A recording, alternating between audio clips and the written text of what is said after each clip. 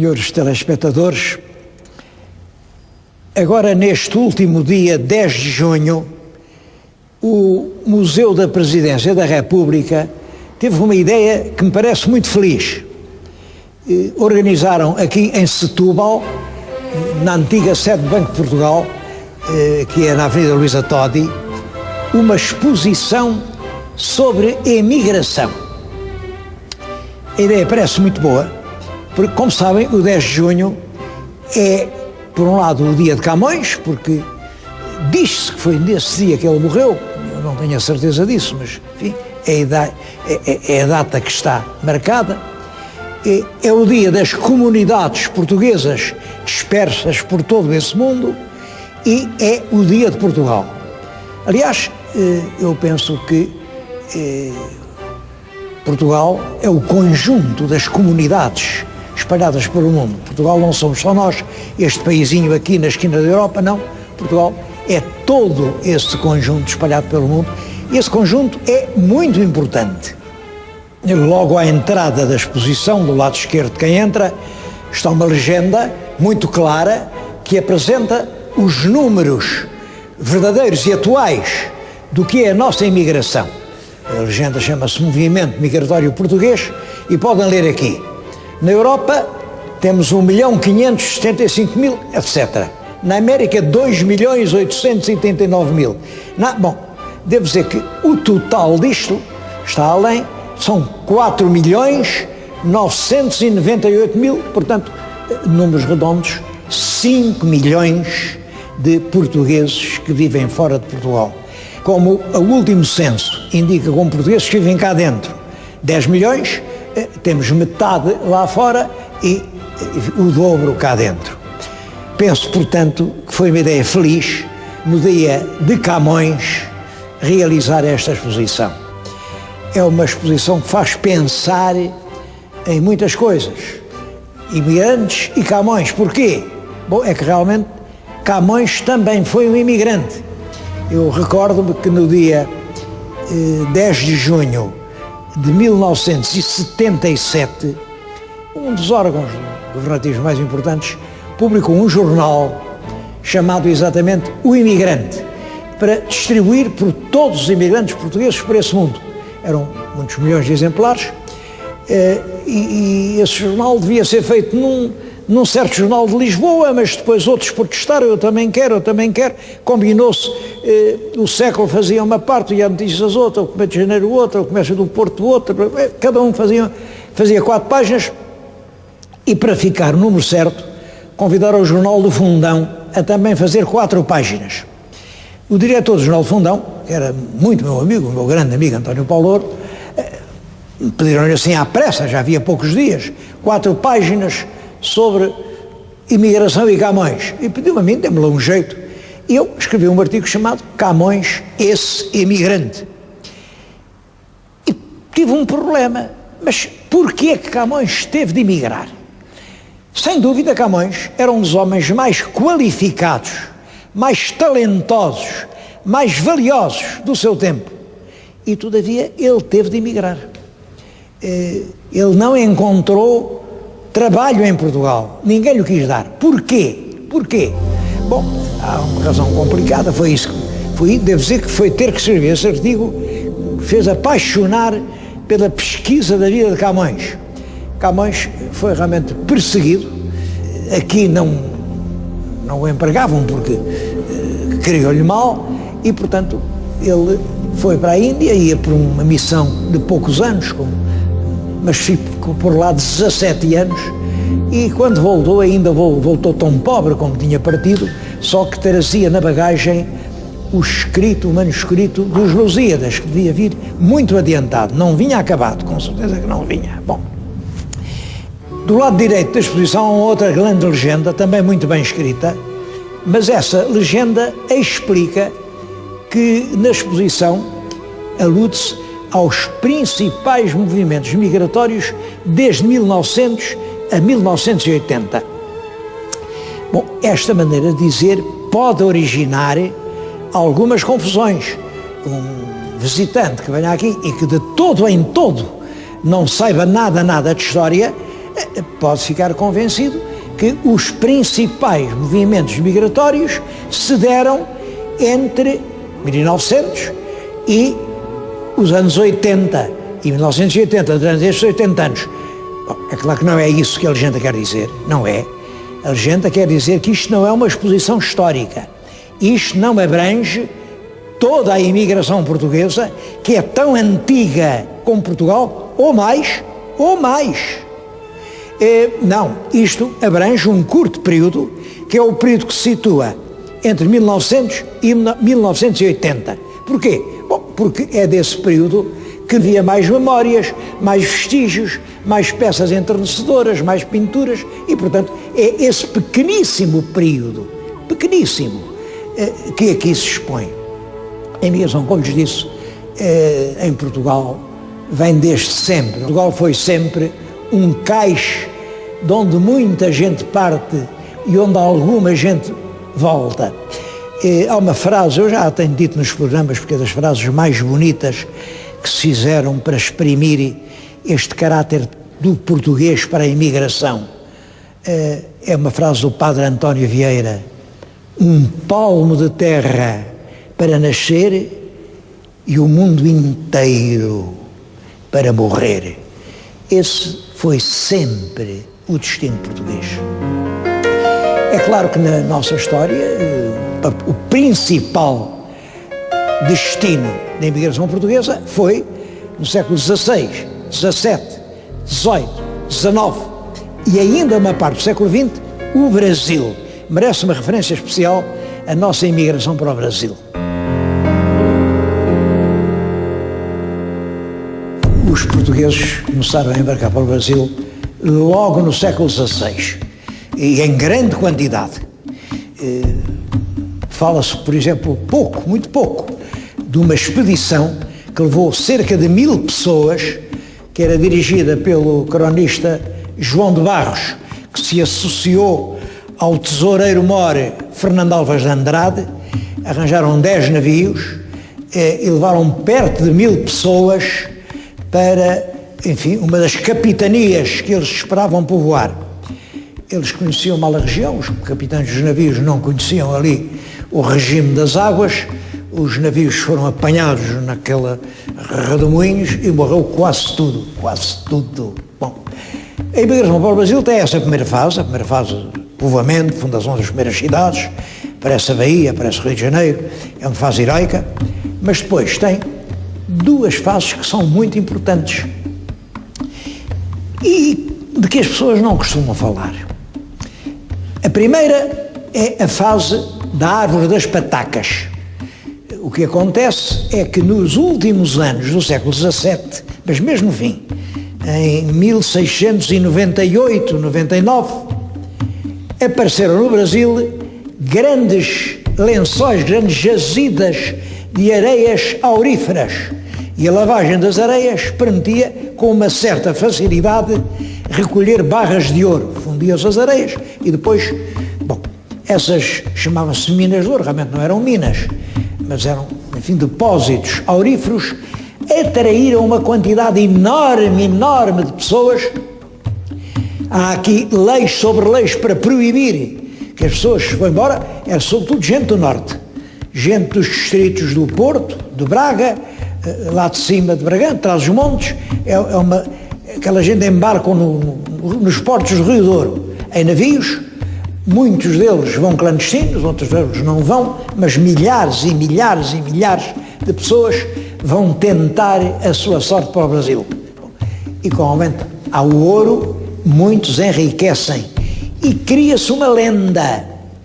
É a lenda da árvore das patacas. A pataca era uma rica moeda de ouro que havia nessa altura. Então contava-se aqui que lá no Brasil nascem umas árvores e em vez de darem peras ou maçãs, aquilo dá patacas, baixa a banana da árvore, caem as patacas e enchem-se os bolsos. É uma lenda como qualquer outra. O pior é que essa lenda, isso é um pouco verdade para alguns, durante o século XVIII, mas quando chega ao século XIX, o Brasil, esgotaram-se as jazidas auríferas, já não tem ouro, O que há no Brasil agora é novos problemas.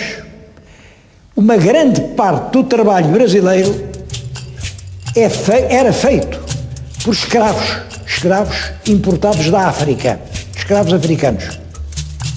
Ora bem, no século XIX, dá-se, como sabem, na Europa, mas sobretudo a partir da Inglaterra, um grande movimento anti-esclavagista. Um homem não pode escravizar e tratar como um animal outro homem que é seu irmão. Isso é contra os direitos humanos. Isso revolta uma consciência bem formada. E há um movimento anti-esclavagista geral.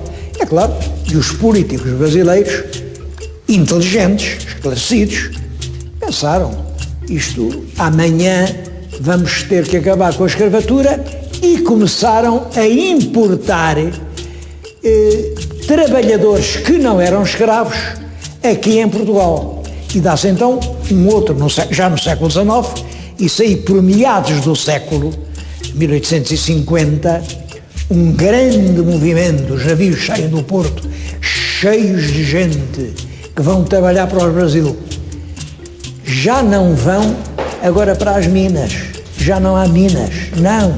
Agora têm que ir trabalhar nas fazendas e trabalham em que condições? Isso começa a preocupar muito os governantes portugueses e em 1873 faz-se o primeiro inquérito parlamentar sobre a imigração. É desse inquérito que se diz como é que vivem os portugueses que vão para o Brasil. Diz lá mais ou menos isto: comiam, dormiam e trabalhavam como os escravos. Quer dizer, tinham a sua tamina. A tamina é uma ração de carne seca, feijão e farinha. Eu creio que está aí a origem da feijoada brasileira. Carne seca, feijão e farinha, isto está na base da feijoada brasileira. Eram eles quem tinham que cozinhar esses produtos para o almoço e para o jantar, tinham uma hora para cada uma dessas refeições, e dormiam na sanzola.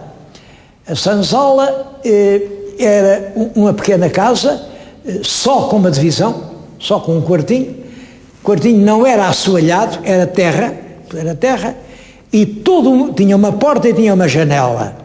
E o mobiliário era constituído por uma esteira onde dormiam e, como único móvel, uma pedra para se sentarem. Trabalhavam desde que o sol rompia até que o sol se escondia e eram em tudo tratados como escravos, tratados a chicote pelos feitores. Bom, esse tipo de trabalho, foram para lá milhares e milhares de minhotos, de orientes, de transmontanos, de beirões. Bom, e muita gente foi, enriqueceu, a grande maioria ficou por lá. Quando eu estive no Brasil, como sabem, eu estive no Brasil como embaixador nos anos 70, entre 72 e 74, e ainda conheci restos dessa imigração, restos que ainda hoje me comovem. Uma vez fui visitar um asilo de velhos nos arredores do Rio de Janeiro, em Jacarepaguá, e no asilo de Jacarepaguá estava um português que tinha ido para o Brasil. Diziam que há mais de 70 anos, era um homem que já se ia aproximar dos 90, ou coisa assim, muito velho, estava acamado, e eu dirigi-me e disse: não, Patrício, já sei que está aqui há mais de 60 anos, tem saudades da sua terra? Tenho muitas saudades, tenho. E digam lá, fiz-lhe uma pergunta que não devia ter feito, digam lá, e qual é a sua terra? E o homem olhou para mim, a voz embargou-se num soluço e respondeu-me: senhor embaixador, já me não lembra. É claro que ninguém se esquece da terra em que nasceu.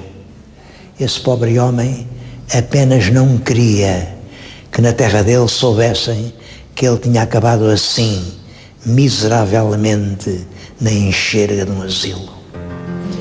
Bom, esses dramas eram constantes. Já no século XVI se dizia: quem passa a linha era a linha do Equador, quem passa a linha de 100 volta 1. Quer dizer, a percentagem dos que têm êxito era de 1% no século XVI. Isso seria verdade. Hoje não sei quanto é, mas daqueles 5 milhões que vimos que hoje vivem fora de Portugal, não sei quantos deles voltarão aos seus lares.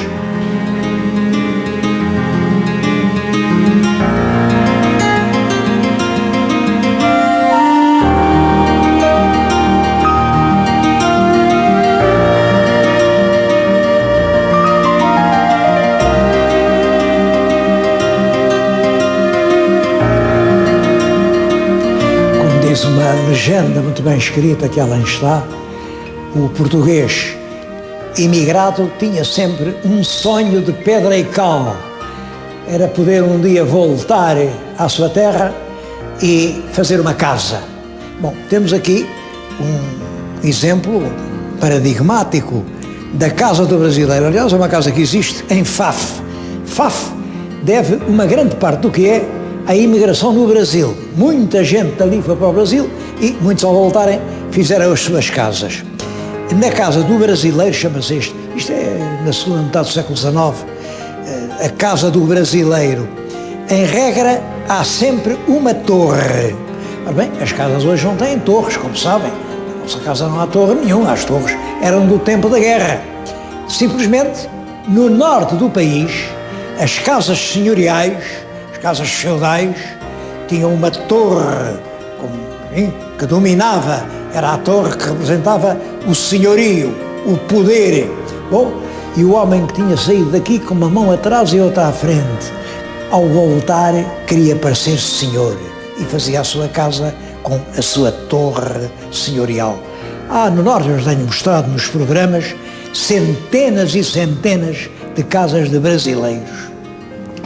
Depois, é claro, acaba a ida para o Brasil, porque a partir ali de 1900 a República Brasileira, o governo brasileiro, começou a pôr grandes obstáculos à imigração, mas em Portugal, e depois da Segunda Guerra Mundial, como sabem, a Segunda Guerra Mundial acaba em 1945, há outra grande vaga de imigração, agora para os países que se estão a reconstruir. Porque essa Segunda Guerra Mundial foi, de facto, algo de horroroso. O mundo ia acabando, cidades inteiras, com milhões de pessoas que foram completamente destruídas, incendiadas, e era preciso trabalhar na reconstrução. Isso origina outra grande vaga. Além disso, na Europa, há um surto de industrialização e o salário industrial é sempre superior ao trabalho rural. Portanto, a nossa população que vivia nos campos, muita gente saiu geralmente ao salto, quer dizer, ilegalmente lá para fora. Porque, claro, o governo esforçava-se por evitar a saída de pessoas não qualificadas, quer dizer, pessoas sem uma profissão, pessoas doentes, portadores de aleijões, porque isso estavam condenados à miséria. Além disso, é bom que se saiba, nas pessoas que eram contra a imigração, e continuam a ser, havia um preconceitozito, talvez elas nem se dessem conta. É que, se a gente deixa ir embora os trabalhadores, não há quem trabalhe. E, portanto, havendo menos, o salário sobe, temos que pagar mais. Bom, e esse princípio egoísta levou muita gente a tomar posição contra a imigração.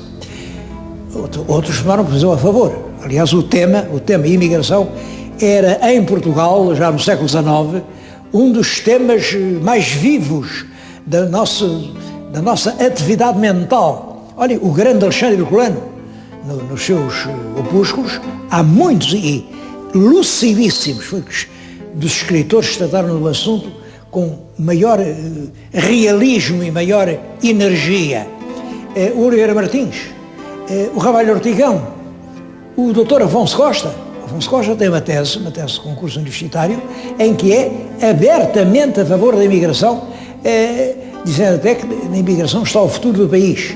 Uns inclinam-se para a necessidade da imigração, outros pensam que a imigração é uma hemorragia, que, portanto, é preciso estancar quanto antes. Bom, eu sei muito bem que o senhor telespectador, neste momento, os que fazem o favor de estar a ouvir este programa, sobretudo os que estão lá fora do país, e estão a pensar, e tu, és a favor ou és contra a imigração? Bom, eu não fujo à resposta, eu nunca fujo às respostas, mas devo-lhes dizer que o problema não é tão simples. Temos que fazer, antes de responder, uma outra pergunta. Um bem ou um mal, para quem? Para quem? Para o país de onde as pessoas saem ou para as pessoas que saem desse país? E estou a falar só de emigração, porque também há imigração com o I. Imigração não é sair, é entrar. Portugal, nesta altura, está confrontado com um problema de emigração. Temos 5 milhões lá fora e com o problema de imigração. Temos 500 mil que são estrangeiros cá dentro. Bom, é até surpreendente pensar, houve 5 milhões que não arranjaram aqui que fazer e houve 500 mil que vieram aqui procurar o que os nossos não fizeram. É um problema difícil. Mas eu estava a responder a uma questão e não quero fugir. Um bem ou um mal? E para quem? Bem, para o país é um bem e é um mal. É um bem, primeiro, porque a imigração é uma válvula de liberdade. Costuma dizer o povo, quem não está bem, muda-se. E é verdade, desde que o salário seja muito baixo, desde que as condições de vida sejam difíceis, desde que lá fora possa haver um mundo melhor, é bom que as pessoas possam sair livremente. Um país não é uma gaiola fechada, não é uma penitenciária, é um espaço livre, onde tem que se viver em plena liberdade. Por outro lado, para Portugal, a imigração foi a razão da sua grandeza. Foram os portugueses que embarcaram para o Brasil, para a Índia, para a África, para a Ásia, que fizeram desta língua que nós falamos aqui, neste calcanhar do mundo, pedregoso, com trigo de 7 sementes, fizeram desta pobre terra a terra onde se escreveram os Lusíadas, onde se fala um dos grandes idiomas do planeta, uma terra que tem orgulho pelo lugar que ocupa na história. Tudo isso o deve Portugal aos imigrantes. É claro que é um mal também, é um mal porque os valores que vão lá para fora deixam de ficar cá dentro. E na imigração, os que saem são precisamente os melhores. São os que não se resignam, são os que não ficam de braços caídos, são os que vão procurar outros céus, outras estrelas, onde o futuro lhes seja melhor. Isto para o país e para aqueles que saem. Bom, isso é um mal ou é um bem? É um mal para aqueles que encontram má vida. É um bem para aqueles que triunfam. Infelizmente, os que triunfam e podem construir moradias assim, são uma pequena parte daqueles que, enfim, não conseguem triunfar e não triunfam porque, de facto, não foram preparados para isso, não têm uma boa formação profissional.